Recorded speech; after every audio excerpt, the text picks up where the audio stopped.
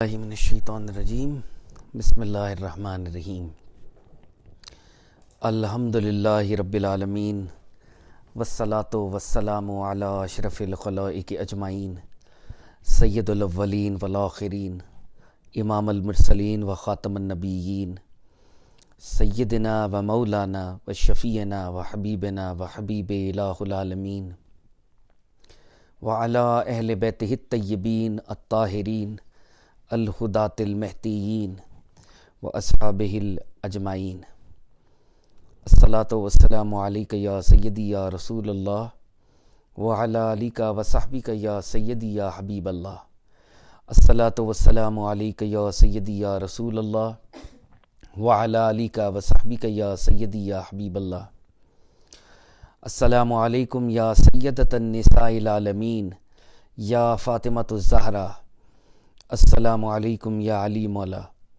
السلام علیکم یا ابا محمد الحسن السلام علیکم یا ابا عبداللہ الحسین السلام علیکم یا شیخ جنید البغدادی السلام علیکم یا شیخ علی بن عثمان حجویری السلام علیکم یا شیخ عبد القادر جیلانی السلام علیکم یا سید میرا حسین زنجانی یا جدی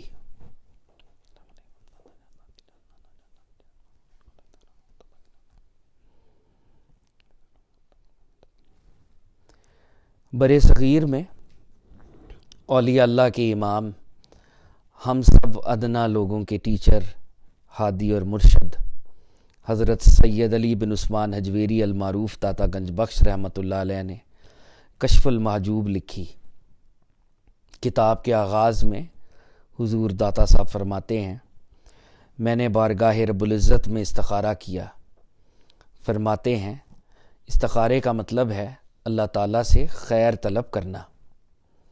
ہم بارگاہ رب العزت میں سرکار دو عالم صلی اللہ علیہ وآلہ وسلم کا واسطہ پیش کرتے ہیں، تمام انبیاء کا واسطہ پیش کرتے ہیں، تمام اولیاء کا واسطہ پیش کرتے ہیں، بالخصوص حضور داتا صاحب کا واسطہ پیش کرتے ہیں، اللہ تعالیٰ سے خیر طلب کرتے ہیں، اللہ تعالیٰ کی بارگاہ میں استخارہ کرتے ہیں کہ ہمارا یہاں پر بیٹھنا سننا سنانا نفع بخش ہو، آمین یا رب العالمین۔ داتا صاحب فرماتے ہیں سننے والے کا مقام بولنے والے سے بڑھ کر ہے، کیونکہ سننے والا خالصتاً اللہ کی رضا کے لیے سنتا ہے، سٹرگل کرتا ہے، کسی بزم میں پہنچتا ہے، جبکہ بولنے والا بعض اوقات اللہ کی رضا کے لیے بولتا ہے اور بعض اوقات نفس کی رضا کے لیے بول رہا ہوتا ہے۔ ہم اللہ رب العزت سے دعا کرتے ہیں میرا بولنا خاص طور پر اور ہم سب کا سننا مالک تیری رضا کے لیے ہو جائے، نفس کی رضا کے لیے نہ ہو، آمین یا رب العالمین۔ اللہ تعالیٰ کے فضل و کرم سے یہ کشف المحجوب ریڈنگ سیشنز چل رہے ہیں۔ ہم تقریباً کتاب کے جو ہاف وے پہ اس وقت آ چکے ہیں اللہ تعالیٰ کے فضل و کرم سے، اور یہ کتاب جو ہے اس طرح ہم آغاز میں ہمیشہ یہ یاد کرتے ہیں، اپنے آپ کو بھی یاد دلاتے ہیں کہ داتا صاحب نے پرشین میں لکھی تھی اور مولوی فیروز دین صاحب نے پہلی اس کی ٹرانسلیشن 1894 میں اردو میں کی تھی۔ ہم اللہ تعالیٰ سے دعا کرتے ہیں مولوی صاحب کی روح پر، ان کی قبر پر اپنا کرم خصوصی فرما، کیونکہ یہ مولوی صاحب ہی کی رینڈیشن ہے، ایفرٹ ہے، جس کی وجہ سے کشف المحجوب داتا صاحب کا میسج ہم تک پہنچ رہا ہے۔ آج جس وقت میں آپ سے مخاطب ہوں 13 رجب جو ہے اس کی یہ ڈیٹ شروع ہو چکی ہے۔ 13 رجب کو حضرت علی المرتضیٰ کرم اللہ تعالیٰ وجہہ و علیہ السلام و رضی اللہ تعالیٰ عنہ سے نسبت حاصل ہے۔ آج کی سٹنگ کے اختتام پر ہم مختصراً حضرت علی کرم اللہ وجہہ کے حوالے سے کچھ گفتگو بھی کریں گے اور پھر درود و سلام بھی ہوگا انشاءاللہ، اور تھوڑا سا لنگر ہوگا۔ آپ سب لوگ جن کے پاس وقت ہے ضرور ہمارے ساتھ وہ لنگر کو شیئر کیجیے گا۔ کوئک ریکیپ اگر کر لیں، ہم نے لاسٹ سٹنگ جو کہ پرسوں ہوئی تھی، دو بڑے ٹاورنگ اولیاء اللہ کو ہم نے پڑھا تھا۔ پہلے ولی حضرت ابو القاسم کشیری رحمۃ اللہ علیہ تھے۔ امام کشیری جو ہیں وہ داتا صاحب کے ٹیچرز میں سے بھی ہیں، داتا صاحب ان کو اپنا ٹیچر کنسیڈر کرتے ہیں، اور انہوں نے بڑی انٹرسٹنگ بات کی جس کو داتا صاحب نے کوٹ کیا۔ داتا صاحب کہتے ہیں کہ امام کشیری یہ فرمایا کرتے تھے مسٹسزم کی ابتدا جو ہے وہ سارے ورڈز ہیں کہ جو بندہ مسٹیکل پاتھ پہ چلتا ہے تو بزرگوں نے بلکہ ورڈ بڑا اسٹرانگ استعمال کیا کہ تصوف کی ساری ابتدا بکواس ہے. یعنی جو بھی مسٹیکل پاتھ پہ چلتا ہے بہت زیادہ بولنا شروع ہو جاتا ہے, اس کے اندر وہ ایک سٹلنس نہیں ہوتی, وہ گفتگو بہت زیادہ کرتا ہے اور وہ ہر کسی کو بتاتا ہے میں اس پاتھ پہ جا رہا ہوں, میں جا رہا ہوں, تم بھی آ جاؤ. جمپی ہو جاتا ہے جیسے کہا جاتا ہے, جیسے ہم ہیں, جیسے میں خود ہوں. اور امام کشیری فرماتے ہیں کہ جب بندہ مسٹیکل پاتھ کی کلمینیشن پر پہنچتا ہے تو گویا جیسے کہ گونگا ہو جاتا ہے, بالکل سائلنٹ ہو جاتا ہے, اس کے ورڈز ختم ہو جاتے ہیں. تو داتا صاحب نے اس کی فردر ایکسپلینیشن کی جس کو ہم نے پڑھا, اور داتا صاحب نے کہا پس مسٹیکل پاتھ کے 2 ایسپیکٹس ہیں. ایک ایسپیکٹ ہے نمود, یعنی آپ کا دل کرتا ہے کہ آپ نمائش کریں, اور دوسرا ہے کلمینیشن کا پاتھ, اس کو ہم کہتے ہیں وجد. اور وجد جو ہے وہ اسپریچول ایکسٹسی ہے, encounter with the almighty اللہ ہے.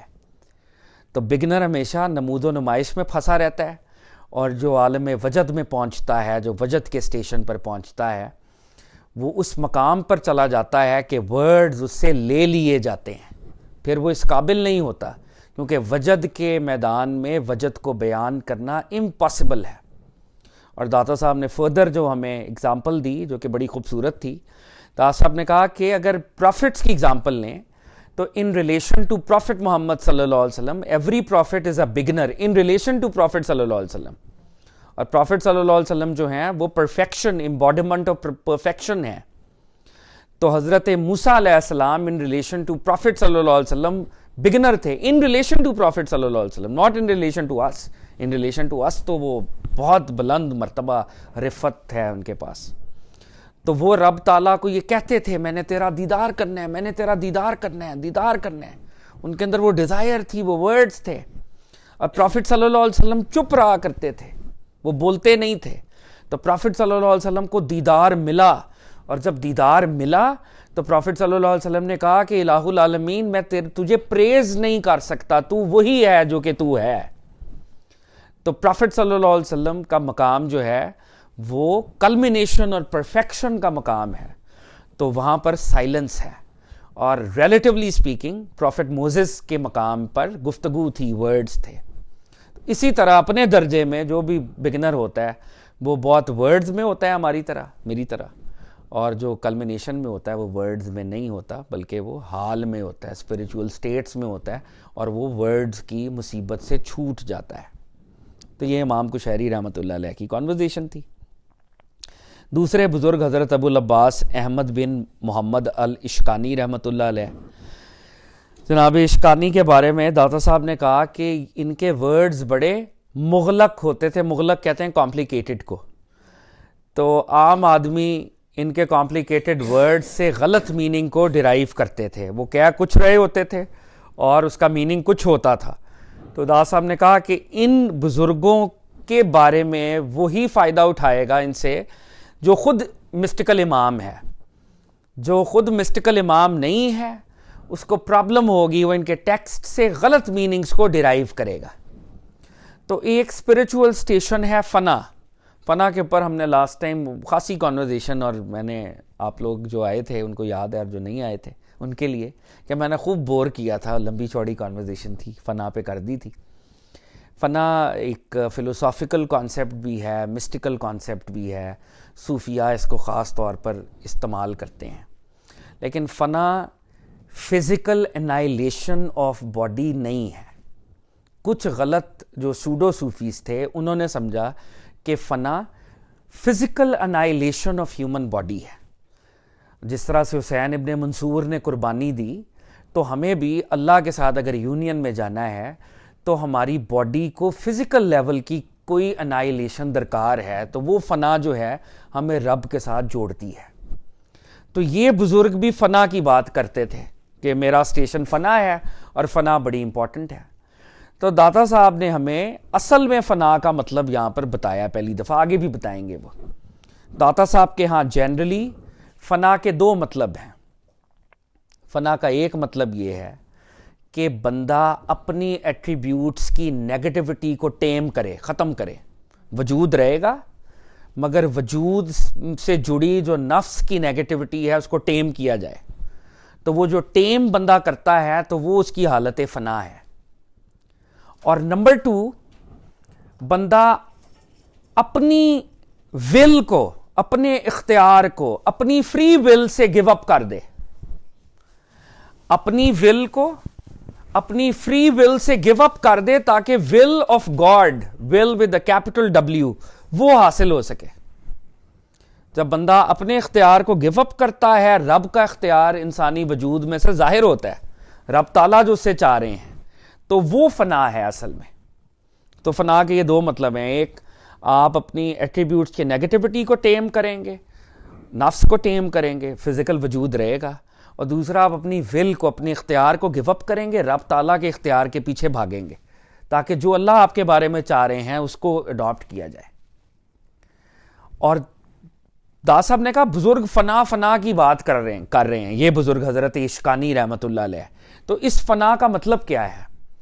اس فنا کا مطلب یہ ہے کہ بندے اور رب تعالیٰ کے درمیان جب بھی کوئی دیدار اورینٹڈ ریلیشن شپ ڈیولپ ہوگا کہ بندہ رب کے دیدار میں ہے, جب بھی ایسی کوئی ایکویژن ڈیولپ ہوگی تو بندے کی اس وقت کی پریزنس کو ہم زیرو کہیں گے, ہم اس کو نیست کہیں گے, اس کو ہم نتھنگ کہیں گے, کیونکہ اللہ ون ہے اور وہ اس بات کو پسند نہیں کرتا کہ یونین میں کوئی اور پریزنس بھی ہو, چاہے وہ چھوٹی کیوں نہ ہو.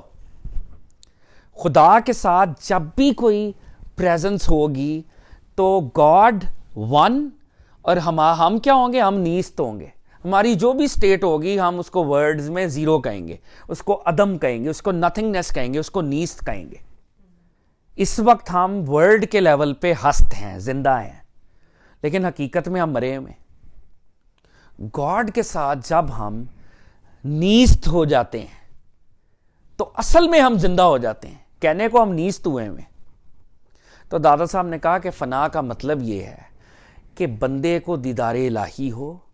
جب بندے کو دیدار الہی ہوگا, بندے کا جو سٹیشن ہوگا وہ نیست والا ہوگا. اور اب ایک دفعہ جب آپ کو دیدار مل جائے گا, یہ دادا صاحب نے کہا, تو اب اللہ تعالیٰ اس دیدار کو آپ سے لفٹ نہیں کریں گے. اب دوبارہ مصیبت میں نہیں پھنسیں گے آپ حجاب کی, ویلز کی. اگر آپ کو ایک دفعہ واقعی رب تعالیٰ کا دیدار ہوا تو پھر دیدار میں اللہ اس کو ایکسپینڈ تو کر سکتا ہے, تجلیات میں اضافہ تو کر سکتا ہے, لیکن دوبارہ ویل عطا نہیں کرے گا آپ کو. جب آپ ایک دفعہ نیست ہو گئے تو پھر آپ ہست نہیں ہوں گے. یعنی وہ جو ان اینی کیس, لیکن دیدار اب ہر کسی کو, اب دیکھیں اگر کوئی ایک عام آدمی کلیم کر رہا ہے مجھے دیدار ہو گیا, بعد میں اس کو نہیں ہو رہا تو وہ تو پھر جھوٹا ثابت ہو جائے گا نا. نہیں, غلطی ہونا ایکسیپٹ. اچھا دا صاحب اس پہ بحث کریں گے کتاب کے آگے بحث ہوگی اس میں کہ گناہ کا ہونا کیا اس بات کی علامت ہے کہ بندے کا ویل آ گیا ہے. اس پہ ڈیبیٹ دا صاحب بتائیں گے, اس میں کیا ریلیشن شپ ہے وہ بتائیں گے. ہاں وہ بتائیں گے. لیکن عام طور پہ اس دنیا میں دیدار کا جو سٹیشن ہے عام طور پہ وہ نبیوں کو ملتا ہے, عام طور پہ. اور نبی جو ہوتے ہیں وہ پروٹیکٹڈ ہوتے ہیں, معصوم ہوتے ہیں. اور جس ولی کو بھی پروٹیکٹڈ مل جائے, جس نبی کو ولی کو دیدار مل جائے, وہ نبوت کی طرح معصوم تو نہیں ہوتا لیکن اس ولی کو بھی محفوظ کہتے ہیں, وہ بھی ایک پروٹیکشن میں ہوتا ہے. وہ پھر گناہ نہیں کرتا اصل میں, اگر اس کو دیدار, اگر سٹیشن اس کا دیدار والا ہو. کچھ ولیوں کا سٹیشن دیدار والا نہیں ہوتا, وہ زیادہ گناہ کر سکتے ہیں, وہ ان کا ریورس گیئر بھی لگ سکتا ہے. یہ تو بہت اوپر کی بات ہے نا. یعنی ولیوں کی ہائرارکی میں بھی جو اوپر ٹاپ کا آدمی ہوگا وہ ہوگا نا وہاں پہ, تو وہ پھر کچھ حد تک محفوظ ہوتا ہے. جیسے مثال کے طور پہ پروفٹ کے صحابہ, حضرت ابوبکر صدیق, حضرت علی المرتضیٰ, امام حسین, یہ پرسنالٹیز کے بارے میں ہم سوچ بھی نہیں سکتے کہ یہ گناہ گار تھے. ہم نبی کے لیول پہ ان کو معصوم نہ بھی کہیں تو ہمارے دل میں بھی نہیں آئے گا کہ یہ خطا کار ہے. نہیں, وہ دیدار پہلا کام یہ کرتا ہے, جب بندہ دیدار میں جاتا ہے, اللہ کی تجلی اس کو پڑتی ہے, تو پہلا کام یہ ہوتا ہے کہ اس کا نفس اڑا ہوتا ہے تو دیدار میں جاتا ہے. وہ نفس, وہ لائٹ جو ڈیوائن لائٹ ہے, داسا بات کریں گے اس میں کہ, اور وہ ورڈز کے لیول پہ کیا بات ہے, ایک تجلی جمالی ہے, ایک تجلی جلالی ہے. تو اللہ رب العزت اپنی شان کے مطابق جب وہ کسی کو ڈسکلوجر دیتے ہیں، وہ جو بھی معاملہ ہے ہم ورڈز کے لیول پہ بیان نہیں کر سکتے اس کو. ایک تو اس لیے نہیں کر سکتے کہ وہ ایکسپیرینس اتنا بڑا ہے کہ ورڈز اس قابل نہیں ہے، دوسرا مجھے ہوا نہیں ہے، میں بیان نہیں کر سکتا. ہر فرقے کا اس پہ اگریمنٹ ہے کہ خواب میں اللہ کسی بندے کو بھی چاہے اپنی شان کے مطابق اپنا دیدار کروا سکتا ہے. اور امام ابو حنیفہ کے بارے میں آتا ہے کہ ان کو خواب میں اللہ کا دیدار ہوا تھا، اور لوگوں کو بھی ہوا ہوگا، لیکن ان کے بارے میں بھی ایک مشہور بات ہے. یہ پروفٹ صلی اللہ علیہ وسلم کی معراج تو ہے ہی ہے، جو بھی 27 رجب کو آئے گی انشاءاللہ. پروفٹ صلی اللہ علیہ وسلم کے بارے میں داتا صاحب نے لکھا ہے کہ جب وہ اوپر گئے گاڈ کے دیدار میں، انہوں نے کہا میں نے واپس نہیں جانا، I don't want to return, I am here. تو اللہ نے کہا کہ میری یہ مشیت ہے کہ آپ میرا نظام، میری شریعت دنیا میں قائم کریں، تو آپ کو واپس جانا پڑے گا، لیکن ہم آپ سے ایک وعدہ کرتے ہیں، جتنی تجلیات ہم نے آپ کو یہاں عطا کی ہیں اتنی ہی آپ کو ہم زمین پر بھی عطا کریں. پروفٹ صلی اللہ علیہ وسلم کے بارے میں دا صاحب لکھتے ہیں. تو دا صاحب کہتے ہیں کہ جب بھی پروفٹ کا دل کرتا تھا کہ ان کو وہی تجلیات ملیں، وہی زیادہ، تو حضرت بلال کو کہتے تھے بلال اذان دو، بلال اذان دیتے تھے. پھر کہتے تھے نماز میری ٹھنڈک ہے، وہ نماز میں چلے جاتے تھے. تو دا صاحب کہتے ہیں کہ دنیا کو لگتا تھا کہ پروفٹ صلی اللہ علیہ وسلم سامنے کھڑے ہیں، وہ رکوع میں ہیں، وہ سجدہ کر رہے ہیں، لیکن اصل میں پروفٹ صلی اللہ علیہ وسلم دیدار رب میں ہوتے تھے. ان کی نماز جو تھی وہ ایک نیا تقرب اور ایک نئی معراج ہوتی تھی. پروفٹ نے تو ہمارے لیے بھی کہا نماز مومن کی معراج ہے. تو وہ جن کو اصل میں معراج ہوئی تو ان کی نماز تو معراج تھی اصل میں. ہم تو ایک لفظی لیول پہ نماز مومن کی معراج ہمارے لیے ہے نا، لیکن آقا کے لیے تو حقیقتاً مانوی طور پہ وہی تھی. تو وہ کہتے ہیں کہ وہ پروفٹ صلی اللہ علیہ وسلم اس وقت دیدار رب میں ہوتے تھے. حضرت علی کے بارے میں جیسے مشہور واقعہ ہے کہ آپ کو تیر لگا ہوا تھا، وہ نکلتا نہیں تھا، تو آپ نے کہا نماز میں پھر مجھے، تو وہ اتنی ڈیوائن کانشسنس تھی، اتنے زیادہ کانشیس تھے، وہاں پہ کنیکٹڈ ہوتے تھے کہ پھر ہماری. تو داتا صاحب نے جو فنا کا مطلب ہمیں بتایا ہے نا، وہ سوڈو صوفیز کو ٹارگٹ کرتے ہوئے بتایا ہے، اور اس لیے بھی بتایا ہے کہ جو فزیکل انائلیشن کے قائل تھے وہ یہ، اس کا نتیجہ یہ نکلتا ہے کہ ہم ایک پارٹیکل ہیں اور ایک ہم بڑی ریالٹی میں ڈیزالو ہو جائیں گے، ہم واپس اس ہول میں چلے جائیں گے. داتا صاحب کے مسٹسزم میں، جو کہ جنیدی مسٹسزم ہے، یہ کام نہیں ہوگا کیونکہ شرک ہو جائے گا، ورنہ یہ پارٹیکل رہے گا، رب رہے گا، ان کی ڈویلٹی رہے گی. یہ جنید بغدادی کا سکول ہے جس کو داتا صاحب لے کے آگے چل رہے ہیں. اور کنٹراسٹنگ سکولز آف تھاٹ بھی ہیں تصوف میں، جن کی کریٹیک داتا صاحب اور جنیدی تصوف کر رہے ہیں. اور وہ جو کنٹراسٹنگ سکولز ہیں انہی پر جب بھی اٹیک ہوتا ہے تو ان کی باتوں پہ ہوتا ہے. کبھی بھی کشف المحجوب کو کوئی ٹارگٹ نہیں کر سکتا. یہ اتنی بڑی کتاب ہے اور یہ سیف کتاب بھی ہے ایک لیول مسٹسزم. جیسے گولی ڈاکٹر دیتا ہے کہتا ہے سیف ہے، یہ اس کے سائیڈ ایفیکٹس کم ہیں. آج اگلے بزرگ ہم پڑھتے ہیں جی.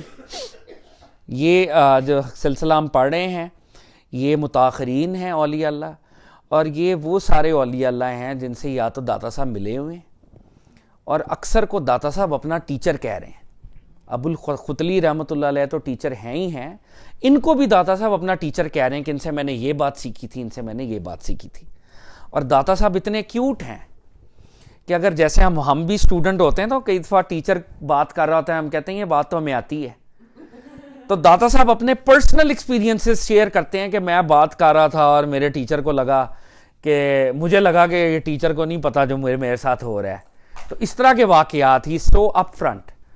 وہ یہ نہیں کر رہے کہ میں ہمیشہ سے داتا صاحب تھا، وہ شیئر کرتے ہیں اپنی جرنی. تو آج اس طرح کی ایک بات یہاں پہ آئے گی.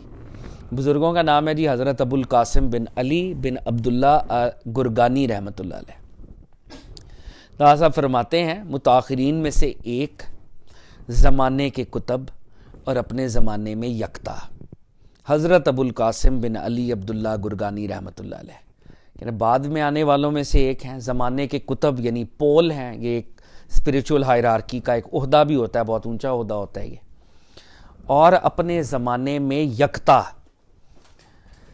اپنے زمانے میں یونیک، حضرت ابو القاسم بن علی عبداللہ گرگانی رحمۃ اللہ علیہ.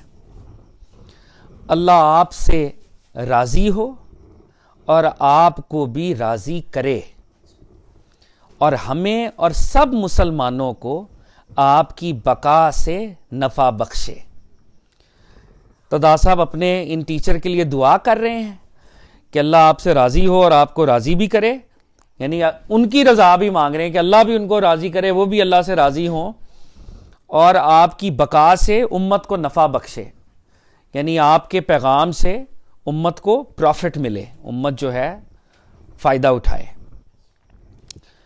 آپ اپنے وقت میں بے نظیر اور اپنے زمانے میں بے بدل بزرگ تھے۔ تو دا صاحب فرما رہے ہیں آپ انپریسیڈنٹڈ تھے، اور آپ کے حال کی ابتدا روحانی اعتبار سے بہت اچھی اور بلند ہے۔ تو کہہ رہے ہیں کہ جی ان کی جو مسٹیکل سٹیٹس تھیں وہ بھی اسپریچولی بہت بلند ہیں، لافٹی ہیں۔ طریقت کی خاطر آپ نے کئی کٹھن سفر سخت شرائط کے ساتھ کیے تھے۔ تو کہہ رہے ہیں مسٹیکل پاتھ پہ جب آپ چل رہے تھے تو آپ نے بہت سے ٹریول جرنیز کی تھیں، اور بڑی اپنے اوپر آپ نے اسپریچول کنڈیشنز بھی لگائی تھی کہ یہ کام میں نہیں کروں گا، یعنی بندہ خود اپنی ایک اسپریچول رجیم بناتا ہے برائیوں سے بچنے کی۔ تو سخت شرائط کے ساتھ ٹریول کیا تھا۔ اس وقت تمام اولیاء اور صلحاء کے دل آپ کی طرف متوجہ تھے۔ تو دا صاحب کہہ رہے ہیں کہ جتنے بھی اللہ والے تھے اور جتنے بھی نیک لوگ تھے ان کا دل جو ہے وہ آپ کی طرف متوجہ تھا، یعنی ان کی توجہ آپ کی طرف تھی، اور سب طالبان حق کا اعتقاد آپ پر تھا، اور جتنے بھی حق کے طلب کرنے والے تھے وہ آپ کی بڑی عزت کرتے تھے۔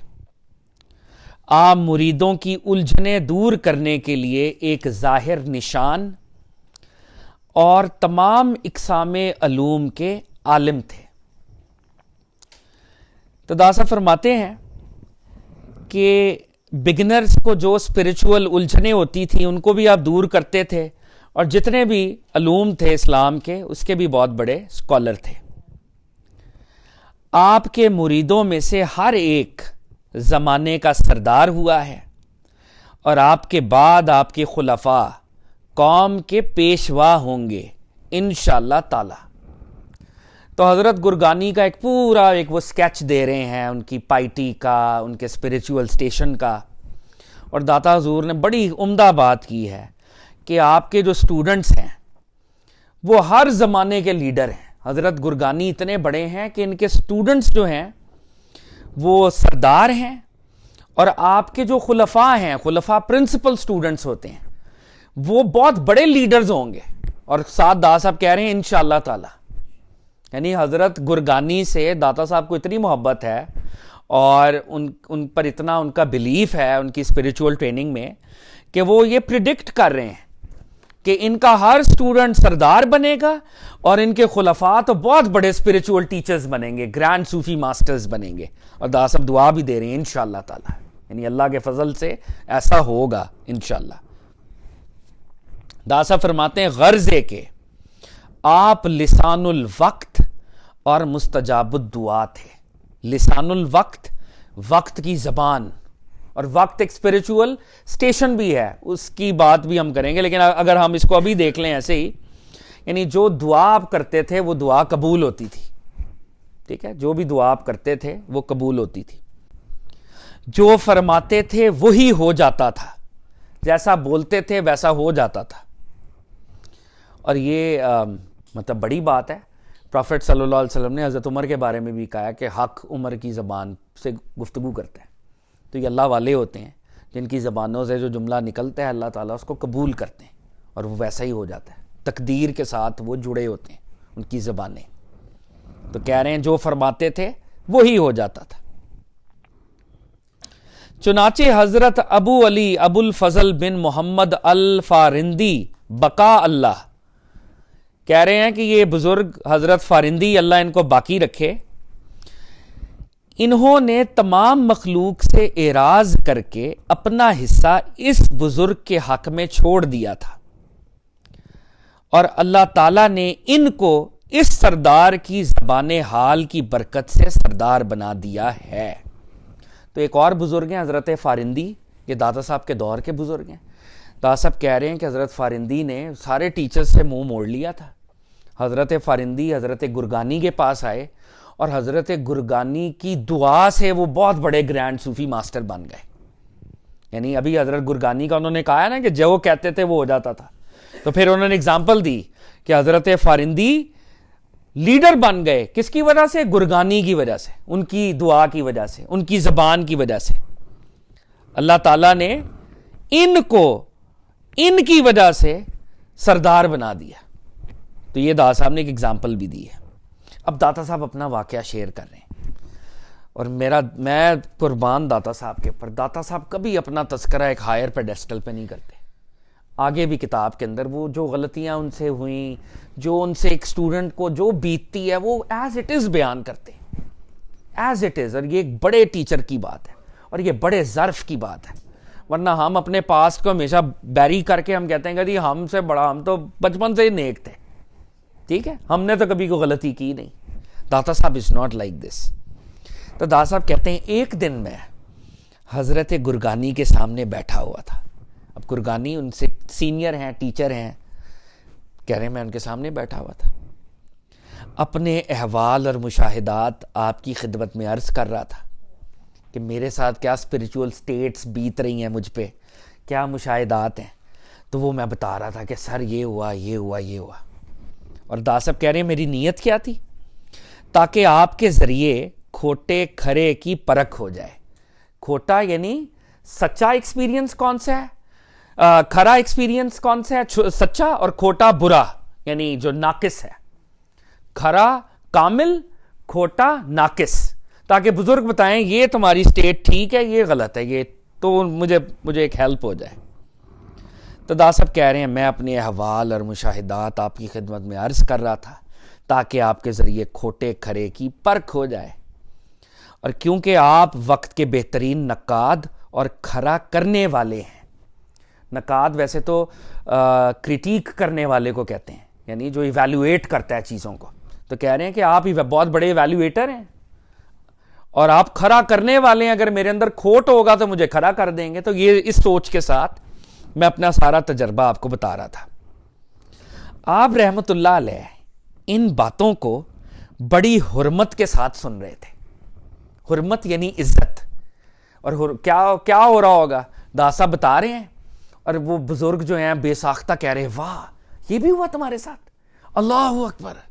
اب وہ ان کو موٹیویٹ کر رہے ہیں حرمت کے ساتھ, دیکھیں نا. تو داتا صاحب بتا رہے ہیں اور وہ کہہ رہے ہیں اللہ اکبر, آنسو آ گئے, یہ تو بہت بڑی بات ہے یار علی, تو بڑا ایکسپیرینس ہے تمہارے ساتھ جو ہوا. تو آپ ان باتوں کو بڑی حرمت کے ساتھ سن رہے تھے اور مجھے بچپن کا غرور اور جوانی کی حدت ان باتوں کے ذکر پر اکسا رہے تھے. اور داتا صاحب کہہ رہے ہیں بیکاز دیکھو نا, میں جب نیا اس اسٹیڈیم میں آیا تھا, بچپن کی ایروگنس, جوانی کی گرمی, کہ دل کرتا ہے جو کچھ ہوا میں بتا دوں سب کو.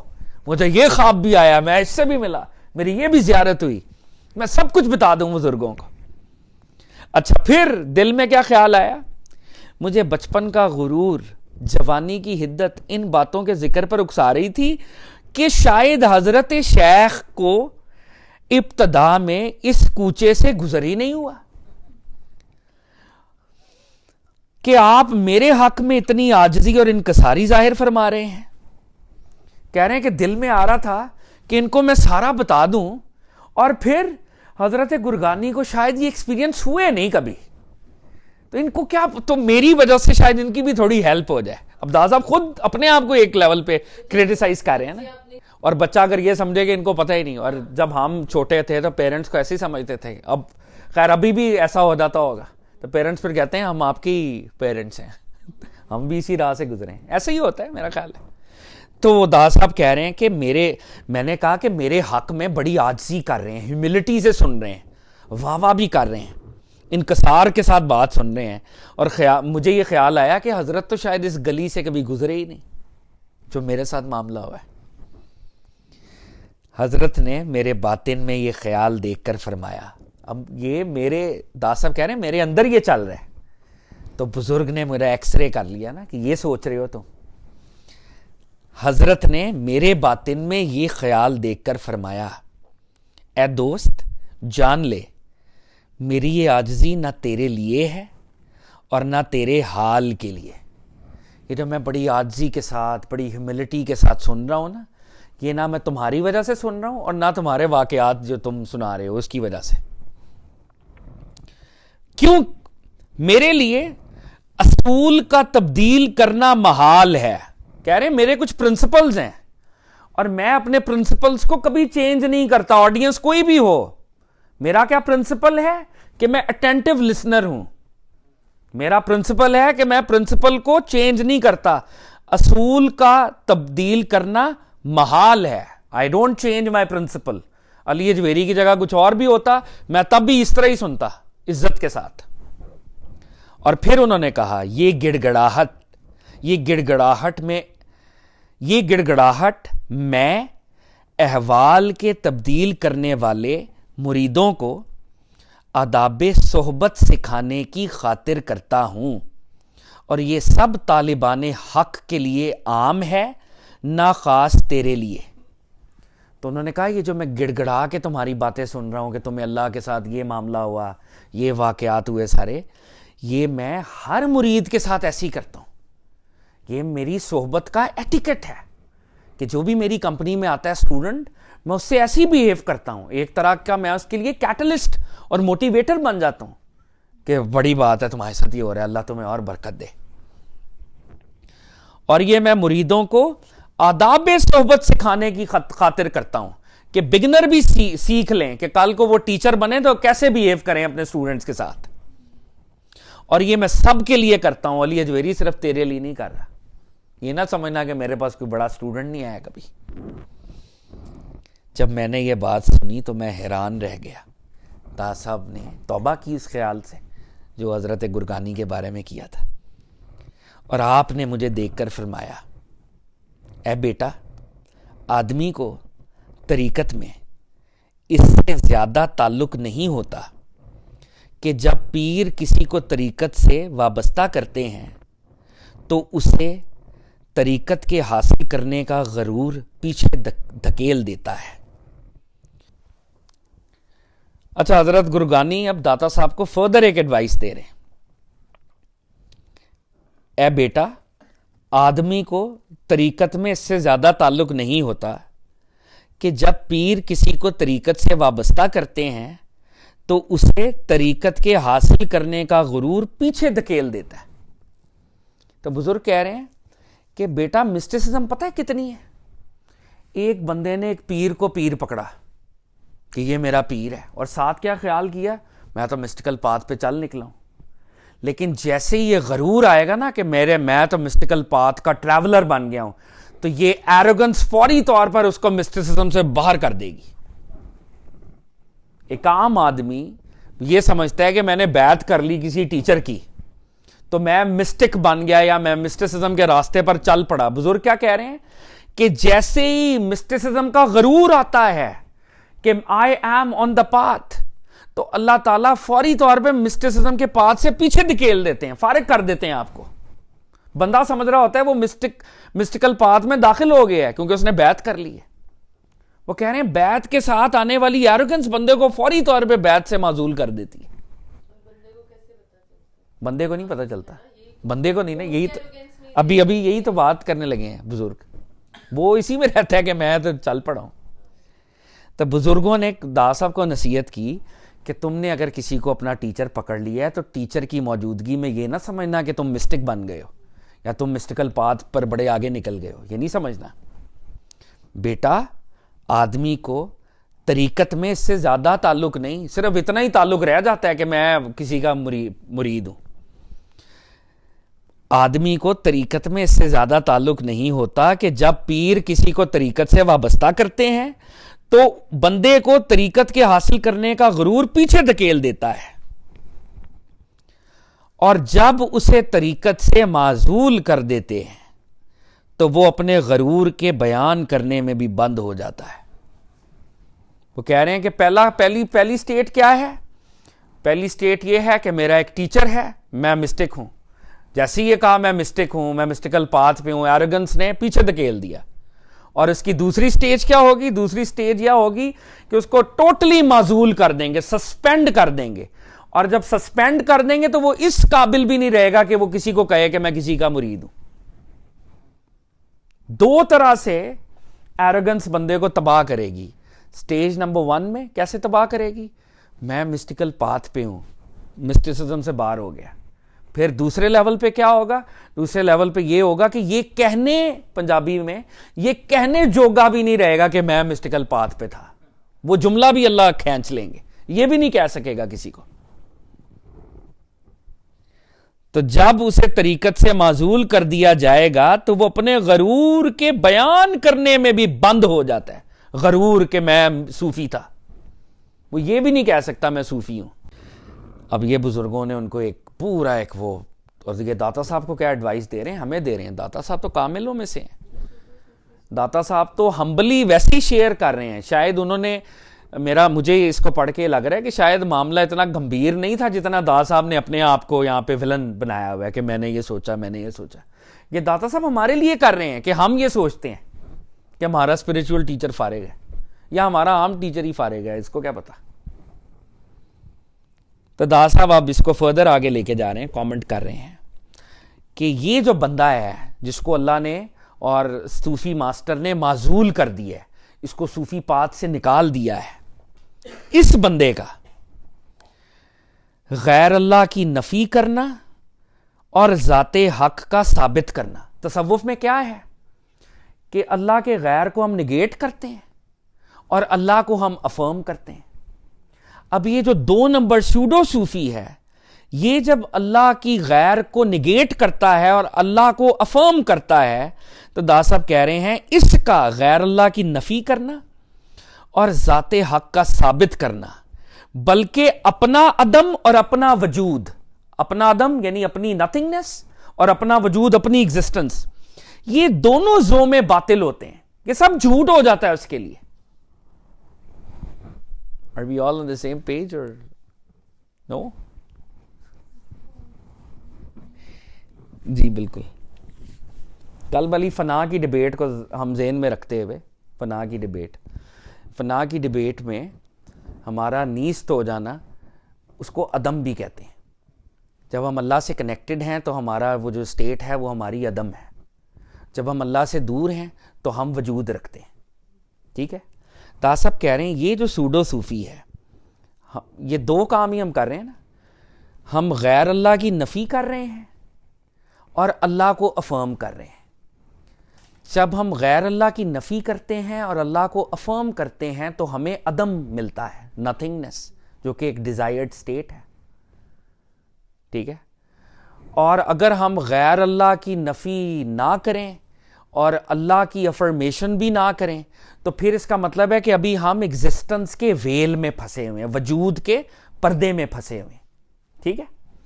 تو داتا صاحب کہہ رہے ہیں یہ بندہ جو کسی صوفی ماسٹر کے پاس آیا تھا اور اس نے یہ سمجھا کہ میں صوفی پاتھ پر چڑھ گیا ہوں, پہلے کیا ہوگا؟ بزرگوں نے کہا کہ پہلے اس کی ایروگنس اس کو صوفی پاتھ سے پیچھے دھکیلے گی.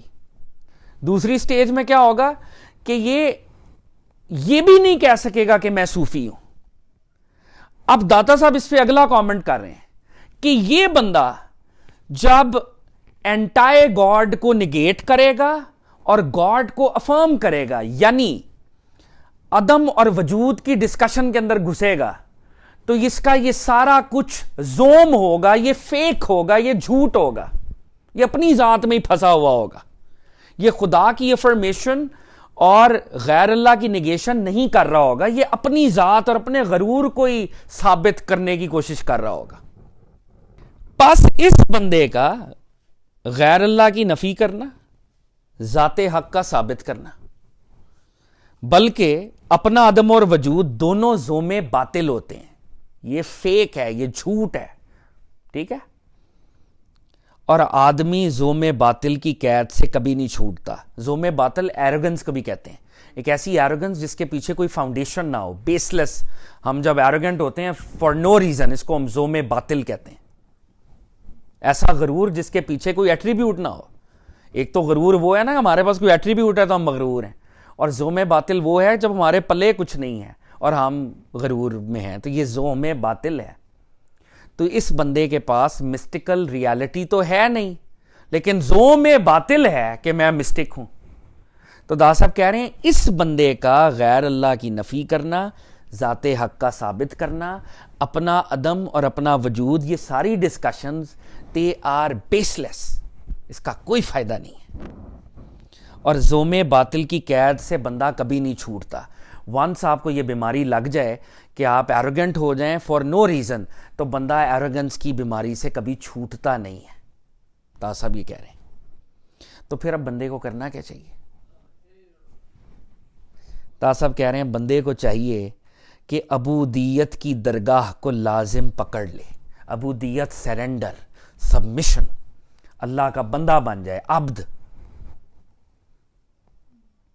صرف ایک ہمارے پاس سلوشن ہو سکتا ہے, اور وہ بھی ہم نے ہی ایکسرسائز کرنا ہے. وہ کیا ہے؟ اللہ کے سامنے سرنڈر کرنا. ہم کچھ نہیں, زبان سے, ہارٹ سے, جس آرگن سے ہم جو ایکشن کر سکتے ہیں سرنڈر کا وہ کر دیں, تاکہ اس زوم باطل سے ہم بچیں. یہ ڈبیٹ بعد کی ہے کہ مجھے فنا مل گئی, بقا مل گئی, عدم مل گیا, وجود مل گیا. دا صاحب کہہ رہے ہیں کوئی فائدہ نہیں اس ڈبیٹ کا, یہ بعد میں کرنا. پہلا کام کیا ہے؟ عبد بن جاؤ, اللہ کے بندے بن جاؤ, سبمیشن میں چلے جاؤ. بندے کو چاہیے کہ عبودیت کی درگاہ کو لازم پکڑے, اور تمام تعلقات کو, آپ کے جتنے بھی گاڈ کے ساتھ پاسبل ریلیشن شپس ہیں, پرموٹیشنز, کمبینیشنز, ان کو ختم کر دے سوائے تعلق بندگی اور فرما برداری کے. اگر آپ نے مسٹیکل پاتھ پہ چلنا ہے تو ان ڈیبیٹس کو بند کر دیں ابھی, کہ وحدت الوجود ہے یا شہود ہے, یونٹی آف بینگ ہے یا نہیں ہے, اللہ تعالیٰ کیا کرے گے, جنت کیوں بنائی, شیطان نے کیوں, یہ سارے کویسچنز بند کر دیں. پہلا کام کیا کریں؟ تمام تعلقات کو سوائے تعلق بندگی, the relationship of submission, تعلق فرما برداری, the relationship of obedience towards almighty اللہ, اس کو فارم کرنا شروع کر دیں. کہ ابھی میں صرف یہ کام میں کروں گا, کہ اللہ جو مجھ سے ڈیمانڈ کر رہا ہے وہ میں کرنا شروع کر دوں. تو بندے کا کام کیا ہے؟ تمام تعلقات کو سوائے تعلق بندگی اور فرما برداری کے اپنے سے دور کر دے. اب دا صاحب کہہ رہے ہیں اس واقعے کے بعد, یہ جو میرے ساتھ واقعہ ہوا, میں نے ان کو اپنے واقعے بتائے, انہوں نے بڑا ادب کے ساتھ سنا اور واہ واہ کی. انہوں نے, میرے دل میں آیا ٹیچر کو پتہ ہی نہیں میں کہاں سے گزر کے آیا ہوں. پھر ٹیچر نے مجھے سمجھایا یہ ایروگنس بندے کو پیچھے دھکیل دیتی ہے, اس ایروگنس میں نہ رہنا کبھی بھی. یہ تو میں اسٹوڈنٹس کے ادب کے لیے, ان کی دل جوئی کے لیے میں واہ واہ کرتا ہوں, مجھے نہیں پتا, مجھے پتہ ہے. تو دا صاحب کہہ رہے ہیں اس واقعے کے بعد مجھے آپ سے بہت راز معلوم ہوئے, اور بھی بڑا کچھ تھا, سیکرٹس جو ان بزرگوں نے مجھے عطا کیے. اور اگر آپ کی کرامات کے اظہار میں مشغول ہو جاؤں, اگر آپ کے وہ اسپرچول سیکرٹس اور میریکلز وہ میں ایکسپریس کرنا شروع کر دوں, یہ داتا صاحب کہہ رہے ہیں, تو یہ گرگانی رحمۃ اللہ علیہ بہت بڑی ہستی ہیں, اس کا مطلب ہے کہ اگر آپ کی میں کرامات کے اظہار میں مشغول ہو جاؤں تو اصل مقصد کے بیان کرنے سے قاصر رہ جاؤں گا. مقصد کیا ہے کہ میں ایک اسٹوڈنٹس کو مسٹیسزم پر کتاب دے رہا ہوں کہ وہ اس کو پڑھ کر وہ پاتھ پہ چلیں. تو اگر میں انہی کی بات کروں تو پوری کتاب چاہے میں لکھ دوں اس کے اوپر. یہ گرگانی کہاں پر دفن ہے؟ یہ آپ پتہ کرنا پڑے گا. بڑی بات ہے, بہت بڑی بات ہے. اس میں داد صاحب نے ویسے بتایا نہیں ہے کہ ان کی جگہ کیا ہے, لیکن پراببلی میرا اپنا ذاتی خیال ہے کہ یہ پرشین سینٹ ہے, لیکن ان کو دیکھ سکتے ہیں ہم, ان کو دیکھنا چاہیے. یہ وہ سینٹ ہے جن سے داد صاحب خود, یعنی یہ داد صاحب اپنا ٹیچر ان کو کہہ رہے ہیں. حضرت گرگانی کو انہوں نے اپنا ٹیچر کہا, امام کشیری کو اپنا ٹیچر کہا, حضرت اشکانی کو جن کا کل ہم نے نیست والا پڑھا تھا ان کو بھی کہا کہ مجھے آپ سے بڑی محبت تھی اور وہ بھی میرے پر سچی شفقت کرتے تھے, اور بعض علوم میں آپ میرے استاد بھی تھے, حضرت اشکانی جو پچھلے کل پڑھے تھے ہم نے. تو ابوالفضل کا بھی بہت ذکر فرماتے ہیں. ابوالفضل قطلی تو ان کے شیخ ہیں نا, وہ تو ان کے جن کی انہوں نے بیعت کی تھی. یہ کل بھی ہم نے تھوڑی سی کانورزیشن کی تھی کہ اس زمانے میں یہ غلط کانسیپٹ آ چکا ہے کہ ایک پیر کی اگر آپ نے بیعت کر لی ہے تو وہ آپ کا کوئی اسپریچول ہسبینڈ بن گیا جس کے بغیر آپ کا کوئی نکاح ٹوٹ جائے گا کسی اور کے پاس جائیں گے تو. یہ ایسے ہی کرتے ہیں. داتا صاحب سرکار نے اپنے اگلے بھی جو بتا رہے ہیں ان سے بھی ان کی ملاقات ہے. داتا صاحب کم از کم 5 یا 6 ٹیچرز کو انہوں نے بیان کیا ہے حضرت ختلی کے علاوہ, جن کو وہ کہہ رہے ہیں کہ میں نے ان سے سیکھا ہے. تو داتا صاحب یہ بتا رہے ہیں, اس دور کے شیوخ یہ بتا رہے ہیں, وہ خود بھیجتے تھے لوگوں کو کہ تم مرید میرے ہو لیکن فلانی چیز تم اس سے سیکھو, فلانی اس سے سیکھو. کہ دونوں طرف ہمبل تھے نا وہ, کہ ٹیچر اس لیے ہمبل ہے کہ یار یہ چیز میں اچھا نہیں ہوں, وہ ٹیچر بہتر ہے, اس سے سیکھ لو. وہ خود اپنی ہیوملٹی کا اظہار کر رہا ہے ٹیچر. جی بالکل, ایک نیا اینگل عطا کر دے. تو یہ جو ہے حضرت گرگانی کا تذکرہ جو ہے ہم نے کیا ہے. میرا خیال ہے ہم حضرت عبد القادر جیلانی کو پڑھ لیتے ہیں اور اس کے بعد انشاءاللہ تھوڑی سی کوئی یہاں پہ حضرت علی سے ریلیٹڈ کوئی, اور پھر درود و سلام پڑھ کے سلام کرتے ہیں انشاءاللہ. اعوذ باللہ من الشیطان الرجیم, بسم اللہ الرحمن الرحیم. الصلاۃ والسلام علیک یا سیدی یا رسول اللہ, السلام علیکم یا انبیاء اللہ, السلام علیکم داتا صاحب, السلام علیکم حضرت عبد القادر جیلانی. بہت انٹرسٹنگ بات سے شروع کر رہے ہیں حضرت عبد القادر جیلانی کہ جیسا کرو گے ویسا ہی بھرو گے. اور آج کل آپ کو ڈفرینٹ ریلیجنس میں بھی اور جنرلی بھی آپ کو یہ بات سننے کو ملتی ہے that whatever energy you send out into the universe towards others, وہ آپ کو ڈبل ہو کے واپس آ کے ہٹ کرے گی. so what you sow so shall you reap. یہ ساری چیزیں ایک ہی بات کی طرف پوائنٹ کر رہی ہیں. تو شروع سے کر رہے ہیں. جس نے خدمت کی وہ مخدوم بنا, یعنی جس نے سروس کی, خدمت کی, اسی کی خدمت کی جائے گی. اور جو احسان کرتا ہے اس کے ساتھ احسان کیا جاتا ہے, اور جو کسی کو دیتا ہے اسی کو دیا بھی جاتا ہے. تو ان ادر ورڈز وہ کہہ رہے ہیں کہ if you want something, start giving that thing out. If you want love, start giving love out. If you want knowledge, start giving knowledge to others. تو وہ آپ کا بڑھے گا ہی, آپ کی طرف وہی چیز ریٹرن کرے گی. جب تو آگ کے کام کرے گا تو کل کو تیرے لیے آگ ہی ہے. جیسا تو کرے گا ویسا ہی بھرے گا. جیسے تم ہوگے ویسے تم پر حاکم بنائے جائیں گے. تمہارے کرتوت ہی تمہارے افسر ہیں. تمہارے ایکشنز کرتوت ہی تمہارے افسر ہیں, یعنی تمہارے ایکشنز ہی تمہیں کنٹرول کریں گے. تم جس طرح کے ایکشنز کرو گے وہی پھر تمہارے افسر بنیں گے. تو کہہ رہے ہیں تمہارے کرتوت ہی تمہارے افسر ہیں. تو کام تو دوزخیوں کے سے کرتا ہے اور توقع رکھتا ہے کہ اللہ سے جنت ملے گی. تعجب ہے کہ عمل کے بغیر جنت کی آرزو کس طرح تو کرتا ہے. تم پہ تعجب ہے, مجھے آئی ایم شاکڈ کہ تم عمل تو کرتے نہیں ہو, ایفرٹ تو کرتے نہیں ہو, اور ڈیزائر ہے تمہیں کہ تمہیں جنت مل جائے. تو ایسا نہیں ہوگا. اہل جنت تو وہ ہیں جو دنیا میں اہل دل تھے, پیپل آف دا ہارٹ, کہ دل سے کام کیے تھے انہوں نے, نہ کہ صرف اعضاء سے. وہ صرف باڈی سے ایکشنز نہیں کرتے تھے, وہ دل ان کا خالص تھا. اٹ واز پیور, پیورٹی کے ساتھ وہ کوئی بھی کام کرتے تھے. انٹینشنز ان کی نیک ہوتی تھی.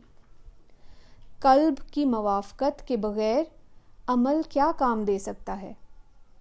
قلب کی موافقت یعنی قلب کی پیورٹی. موافقت کہتے ہیں دوستی یا اتفاق کو. تو قلب کی پیورٹی کے ساتھ اگر تم کوئی عمل کرو گے تو وہی کام آئے گا. ریاکار یا منافق یا فریبی اپنے اعضاء سے عمل کرتا ہے, یعنی جو ہپوکریٹ ہوتا ہے وہ صرف اپنے باڈی سے ایکشنز کرتا ہے. اور مخلص یا سنسیئر لوگ اپنے قلب اور اپنے جوارے دونوں سے عمل کرتے ہیں. وہ اپنے باڈی پارٹ سے بھی اور اسپیسیفکلی اپنے قلب کی پیورٹی اور اخلاص کے ساتھ ایکشنز کرتے ہیں، اور اعضاء سے بھی پہلے اپنے قلب سے عمل کرتا ہے. یعنی the first thing that you need to make sure is کہ تمہاری انٹینشن پیور ہے، اللہ کو پلیز کرنے کی ہے before you do any action. مومن زندہ ہے اور منافق مردہ. مومن عمل کرتا ہے اللہ کے لیے. تو اب یہ آنسر بھی کر رہے ہیں یہاں پہ کہ ایک خالص ایکشن کیا ہے. خالص ایکشن از سم تھنگ جس کی نیت صرف اللہ کو پلیز کرنے کی ہے. مومن عمل کرتا ہے صرف اللہ کے لیے، اور منافق عمل کرتا ہے مخلوق کے لیے، ٹو پلیز کریشن، کہ اپنے عمل پر انہی سے عطا اور مدح چاہتا ہے. جو ہپوکریٹ ہے وہ لوگوں کی طرف یا کریشن کی طرف دیکھتا ہے کہ میں اگر یہ کام کروں گا تو مجھے انہی لوگوں سے عطا یا ریوارڈ ملے گی یا تعریف یہ لوگ میری کریں گے، اس لیے میں کرتا ہوں یہ کام اچھے. لیکن اصل میں وہ کہہ رہے ہیں یہ سنسیریٹی کا لو کوئی لیول ہے. سنسیریٹی کا خالص لیول یہ ہے کہ آپ بغیر کسی ریوارڈ کی خواہش، بغیر تعریف کی خواہش کہ آپ صرف اللہ کے لیے کوئی کام کریں. مومن کا عمل ظاہر میں بھی ہے اور باطن میں بھی، خلوت یا تنہائی میں بھی ہے اور جلوت میں بھی. جلوت کہتے ہیں مجمع کو، لوگوں کے اندر. تو مومن کا عمل خلوت میں بھی ہے اور جلوت میں بھی، راحت میں بھی ہے اور تکلیف میں بھی. اور منافق کا عمل فقط جلوت میں ہے کہ صرف جب ایک ہپوکریٹ لوگوں کے ساتھ ہوتا ہے تبھی وہ اچھے ایکشنز کرتا ہے، ادروائز تنہائی میں وہ کوئی اچھے ایکشنز نہیں کرتا. اور مومن کو کہہ رہے ہیں کہ ایک جو نیک بندہ ہے وہ چاہے اکیلا ہو یا لوگوں میں ہو، اس کے ایکشنز نیک ہی ہوتے ہیں، چاہے وہ تکلیف میں ہو یا وہ راحت میں ہو، وہ اچھا ہی ہوتا ہے سب کے ساتھ، وہ چینج نہیں ہوتا. تو منافق یا ہپوکریٹ کا عمل فقط لوگوں کے سامنے ہے، اس کا عمل صرف راحت کے وقت ہے، اور جب تکلیف کا وقت آتا ہے تو نہ اس کا عمل رہتا ہے، نہ حق تعالیٰ کی معیت یا کمپنی رہتی ہے، نہ اللہ پر ایمان رہتا ہے، نہ اس کے رسولوں اور کتابوں پر، نہ وہ حشر اور نشر کو یاد رکھتا ہے، اور نہ حساب اور کتاب کو.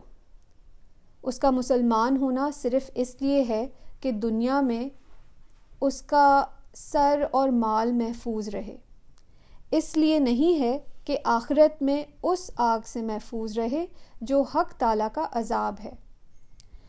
اس کا روزہ، نماز اور علم پڑھنا لوگوں ہی کے روبرو ہے، یعنی وہ لوگوں کے سامنے ایکشنز کرتا ہے. مطلب بہت بیسک سی بات ہے، ہمیں غصے کے وقت ہم لوگوں سے اچھا برتاؤ نہیں کرتے. اور مطلب اگر میں اپنی بات کروں تو from a very constant and positive and calm state بالکل اپوزٹ ہو جاتا ہے. تو یہ کہہ رہے ہیں کہ یہ ویکنیس ہے، یہ اسٹرینتھ نہیں ہے آپ کے فیتھ کی. جس کا فیتھ اسٹرانگ ہوگا وہ مشکل وقت میں بھی اتنا ہی کائنڈ، اتنا ہی کام، اتنا ہی کنیکٹڈ ٹو گاڈ رہے گا. پس جب ان سے جدا ہو کر خلوت میں جاتا ہے، یعنی جب یہ بندہ لوگوں سے جدا ہو کر تنہائی میں جاتا ہے تو اپنے شغل اور کفر کی طرف لوٹ آتا ہے.